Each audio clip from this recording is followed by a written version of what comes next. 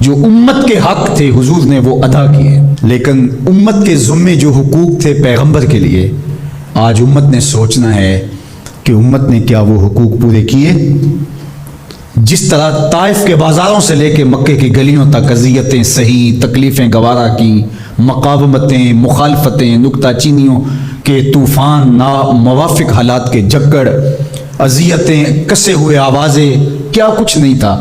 ذرا پلٹ کے مکے کی تاریخ تو دیکھو، حضرت سمیہ کے بدن میں اترتا ہوا خنجر تو دیکھو، حضرت یاسر کو تڑپ کے جان دیتے ہوئے تو دیکھو، اور پھر دیکھو کہ میرے اور آپ کے آقا و مولا کس طرح سے عزم و ثبات کے ساتھ، کس طرح تندہی کے ساتھ، کس طرح اللہ کے پیغام کے ابلاغ کے لیے کوشاں رہے۔ گھر میں فاقے تھے، کئی دن تک چولہا نہیں جلا، لیکن تبلیغ کے تسلسل میں فرق نہیں آیا، اور پھر تبلیغی عمل کو کسی غرض سے بھی ملوث نہیں ہونے دیا۔ لا اسألکم علیہ اجرا، اس پہ شاہد عادل ہے۔ قیامت تک اپنی نسل کے لیے صدقہ بھی حرام کر دیا، زکوٰۃ بھی حرام کر دی، کہ میری نسل بھی تم سے کچھ نہیں لے گی، میں محض اللہ کی رضا کے لیے تم تک پیغام حق کا ابلاغ کیا ہے۔ جو حق تھا حضور کے ذمے امت کا، اس کو ادا کیا۔ اب امت کے ذمے جو حق ہیں، ذرا امت ایک لمحے کے لیے سوچے کہ وہ حق ادا کیا۔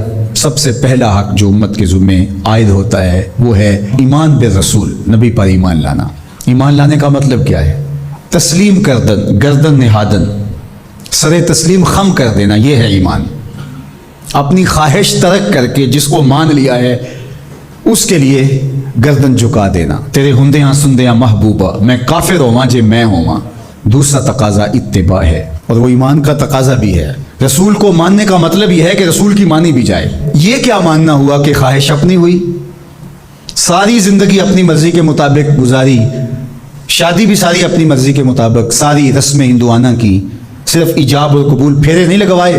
وہاں کہا چلو یہاں ہم دین کا ٹچ دے دیتے ہیں، وہاں چلو تدفین کا مرحلہ آیا تو جلاتے نہیں ہیں، کفن پہنا دیتے ہیں اور تدفین کر دیتے ہیں، چونکہ ہم مسلمان ہوتے ہیں۔ فیکٹری کے اندر جو کچھ ہو رہا ہے وہ سارا بینک سے لمٹیں چل رہی ہیں، وہ سارا جو ہے وہ اللہ سے اعلان جنگ ہے، اور باہر نمائش کے لیے دسترخوان لگایا ہوا ہے کہ ہم غریبوں کو کھانا کھلا رہے ہیں۔ یہ دھوکہ تم اپنے ساتھ کر رہے ہو، رب کے ساتھ نہیں کر سکتے۔ یہاں سر سے لے کر پاؤں تک آنا ہوگا، آدھا تیتر آدھا بٹیر نہیں چل سکتا۔ تو نبی کی اطاعت پھر اس میں کیا، کیوں، کیسے ممکن ہے؟ جب مان لیا تو پھر مان لیا۔ اللہ حکمت سمجھ میں آ گئی تو اچھی بات ہے، نہیں سمجھ میں آئی تو پھر بھی حکیم کا عمل حکمت سے خالی نہیں ہوتا۔